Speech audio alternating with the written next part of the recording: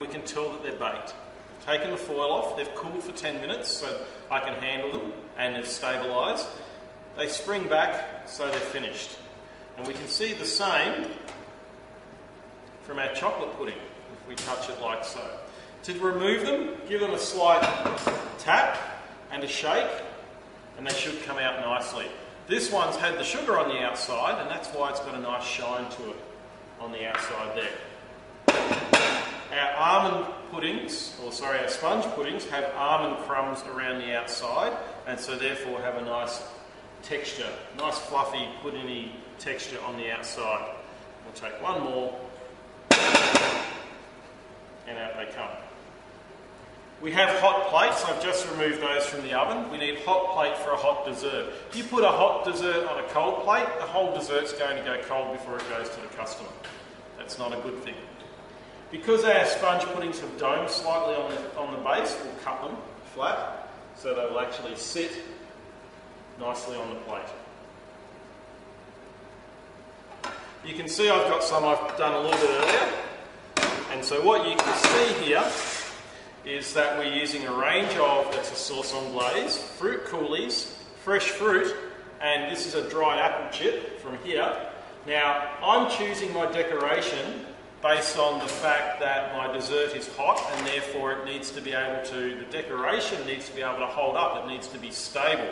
You can't use melted chocolate, you can't use very delicate fresh fruits because they'll just collapse or wilt, and the same for fresh herbs before they go out to the customer. I've also got here some sugar decoration made on glucose and cocoa nibs, some crumble, some poached figs, and my chocolate sauce as well. So, I'm going to put our puddings down.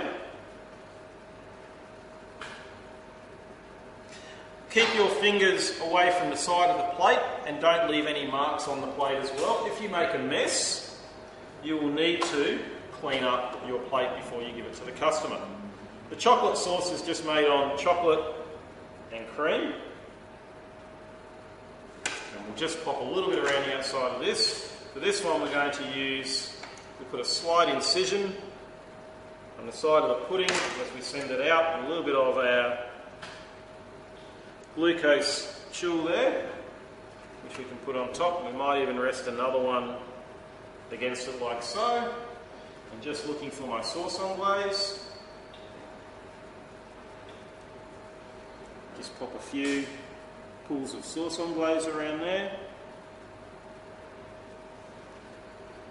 It doesn't have to be overly elaborate, but you should have a few components on the plate. Nice little bit of sliced fig against the side would be nice as well. Like so. Okay, so we have our finished plate of desserts. We have our chocolate, hazelnut and ginger pudding, which has the egg white for aeration, the meringue, and we have here our sponge pudding, which has the chemical aeration in the baking powder. What's important is that we get a nice emulsified mixture, we maintain the aeration and we bake them in a nice water bath. When they're presented, use appropriate sauces and accompaniments, decorations, and always serve them on a hot plate. Thank you.